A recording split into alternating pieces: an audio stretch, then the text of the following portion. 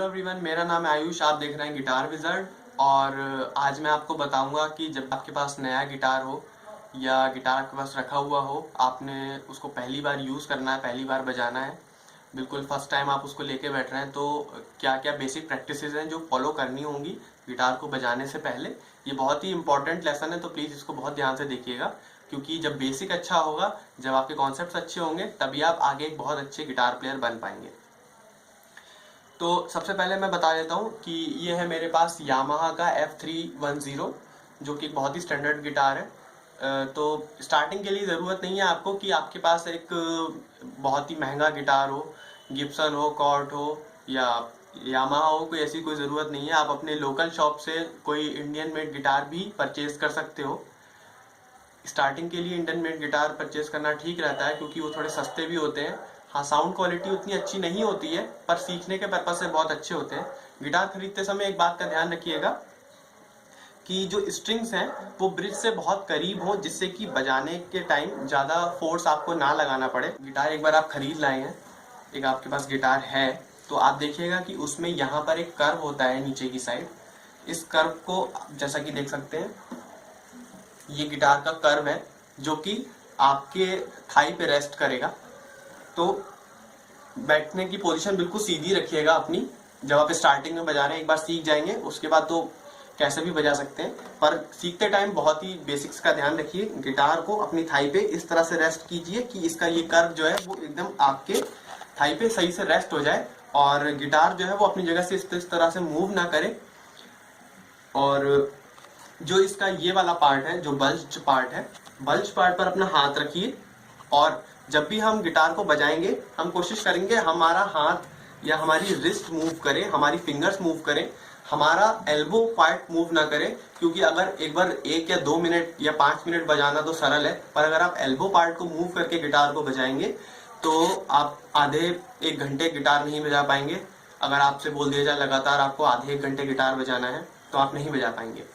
तो अच्छा यही रहेगा कि आप शुरू से ही इस बात की प्रैक्टिस करें कि आपको सिर्फ अपनी रिस्ट मूव करनी है, अपना एल्बो नहीं मूव करना है, एल्बो मूव नहीं करना है। तो ये तो तरीका था कैसे गिटार को रखा जाए। उसके बाद जब भी आप गिटार को बजाएं, सबसे पहले एक बहुत ही बेसिक फिजिक्स है, ध्यान में रखें। हमेशा जो आपकी फिंगर्स हैं, ये आपका हाथ इस तरह से हो, आपका जो थंब है वो इसके बैक पार्ट पे रेस्ट करेगा, और जो आपकी फिंगर्स है वो देखिए बिल्कुल परपेंडिकुलर होके, यानी कि बिल्कुल सीधी होके गिटार की स्ट्रिंग्स पर आनी चाहिए। इससे क्या होगा, जितनी ज्यादा परफेक्ट आप इसको पकड़ेंगे, उतना ही कम फोर्स आपको लगाना पड़ेगा स्ट्रिंग को दबाने में। स्ट्रिंग को दबाने में जितना कम फोर्स लगेगा, आपका ध्यान बजाने में उतना ज्यादा और स्ट्रिंग को दबाने में उतना कम होगा। इसलिए इस बात का ध्यान रखिएगा कि जब भी आप गिटार खरीदें तो ये स्ट्रिंग्स ज्यादा ऊपर ना हो, वरना आपको बहुत मुश्किल होगी इनको दबाने में। तो दूसरी बात यह है कि गिटार को बजाने से पहले आप इस बात का ध्यान रखें कि आप पिक, यानी कि जो आपकी पिक है उसको कैसे पकड़ना है। तो देखिएगा, पिक एक ट्रायंगुलर है, और इसमें इसको पकड़ने के लिए क्या करेंगे, हम अपना थंब लेंगे, थंब को इसके कर्व पार्ट से बिल्कुल कोइंसाइड करा लेंगे, इसके थंब के कर्व को गिटार की पिक के कर्व के एकदम कोइंसाइड कराएंगे। उसके बाद अपनी फर्स्ट फिंगर लीजिए, फर्स्ट फिंगर को कर्व कीजिए और एज इट इज इसमें रख दीजिए। रखने के बाद आपकी पिक अगर थोड़ी ज्यादा बड़ी है तो आप इसको अंदर कर दीजिए, जिससे कि बहुत कम एरिया ही बाहर दिखे इसका। जितना ज्यादा आप पिक को अच्छे से पकड़ेंगे, आपका कंट्रोल बजाने में उतना ही ज्यादा रहेगा। अब बात आती है फिंगर प्रैक्टिसेस की। जब आप पहली बार गिटार बजाएंगे, आप थोड़ा डिमोरलाइज होंगे इस बात से कि आप किस स्ट्रिंग को प्रेस कर रहे हैं और कोई और स्ट्रिंग यहाँ से बज रही है। ऐसा इसलिए होता है क्योंकि पहली बार हमारे दोनों हाथों में और दिमाग से कोऑर्डिनेशन नहीं होता है, क्योंकि हम एक नया इंस्ट्रूमेंट सीख रहे हैं। तो ये चीज धीरे धीरे आएगी, बहुत तेज करने की जरूरत नहीं है प्रैक्टिस। आप आराम से गिटार को पकड़िए, जितना स्लो करेंगे उतना अच्छा। फास्ट करना कोई अच्छी बात नहीं है स्टार्टिंग में, जितना स्लो जाइए उतना अच्छा होगा। स्लो जाने से हमारी पकड़, हमारा दिमाग बहुत आराम से, बहुत जल्दी से सीखता है कि कैसे बजाना है। तो अब मान लीजिए मैंने थर्ड स्ट्रिंग को पकड़ा हुआ है, लेकिन अब मैं यहाँ देख रहा हूँ तो ये बजेगी फर्स्ट स्ट्रिंग। बिगिनर्स के साथ ये प्रॉब्लम होगी। इसको सुधारने के लिए क्या करना है, हमें कुछ नहीं करना है। सबसे पहले सबसे जो ऊपर स्ट्रिंग है यानी कि 6th स्ट्रिंग है, इसको पकड़ना है और उंगली भी इसी पे रखनी है। हमें अपनी फिंगर्स भी 6th स्ट्रिंग पे ही रखनी है और फर्स्ट फ्रेट पे अपनी फिंगर रखिए, बजाइए, क्योंकि आपको फर्स्ट जो 6th स्ट्रिंग है वो दिख रही है, इसलिए मैंने बोला आप इसको बजाइए। 6th को बजाइए दूसरी फिंगर से, 3rd freight 3rd finger, 4th freight 4th finger, फिर से वही करिए।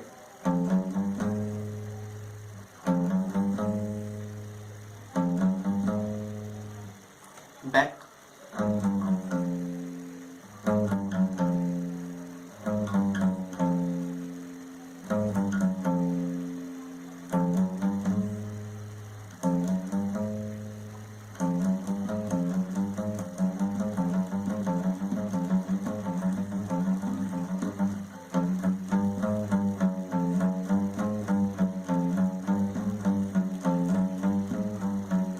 इस एक्सरसाइज को 15 मिनट्स करिए गिटार बजाने से पहले। इस एक्सरसाइज से आपके हैंड और आईज में, हैंड और हैंड में, हैंड और ब्रेन में कोऑर्डिनेशन बहुत इंप्रूव हो जाएगा और आप कहीं पे भी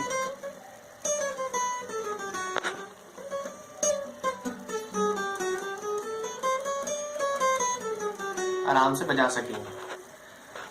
नेक्स्ट एक्सरसाइज है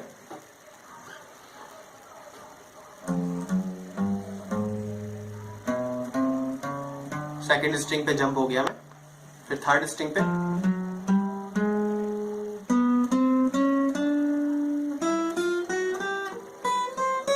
ये देखने में थोड़ी बोर लग सकती है, पर अगर आप बहुत अच्छी लीडिंग करना चाहते हैं या बहुत फास्ट कॉर्डिंग करना चाहते हैं, जैसे कि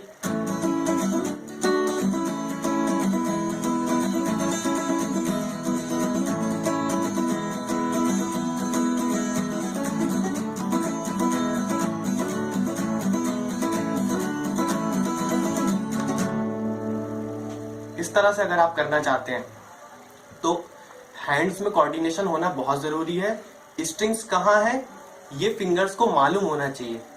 वो कैसे मालूम पड़ेगा? जब आप स्लो प्रैक्टिस करेंगे।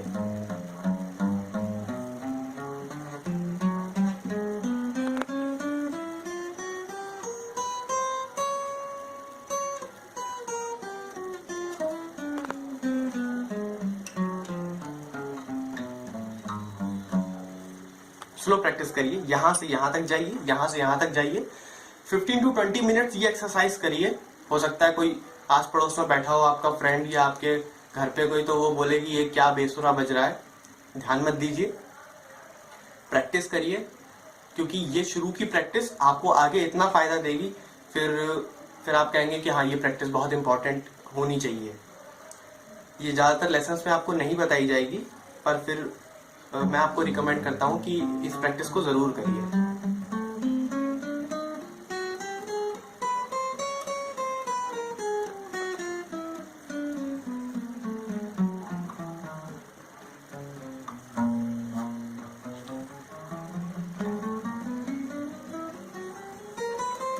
इससे क्या होगा, कई लोगों की सिर्फ ये 3 उंगलियां ही मूव करती हैं, चौथी उंगली से वो किसी भी स्ट्रिंग को नहीं बजा पाते हैं। आपकी शुरुआत से ही ये बहुत आराम से फ्रेट बोर्ड पे चलने लगेंगी और इसका फायदा ये होगा कि आप बहुत तेजी से नोट्स को पिक कर पाएंगे। तो ये था अकॉस्टिक गिटार को कैसे रखा जाए, कैसे उसको बजाने से पहले की एक्सरसाइज की जाए। ट्यूनिंग का पार्ट मैं आपको पहले बता ही चुका हूँ, और गिटार को खरीदने के समय क्या क्या चीज़ों को ध्यान रखना होता है वो मैंने आपको बताया। तो इस वीडियो में इतना ही, और नेक्स्ट वीडियो में मैं आपको और भी इससे रिलेटेड कई बातें बताऊंगा। Thank you.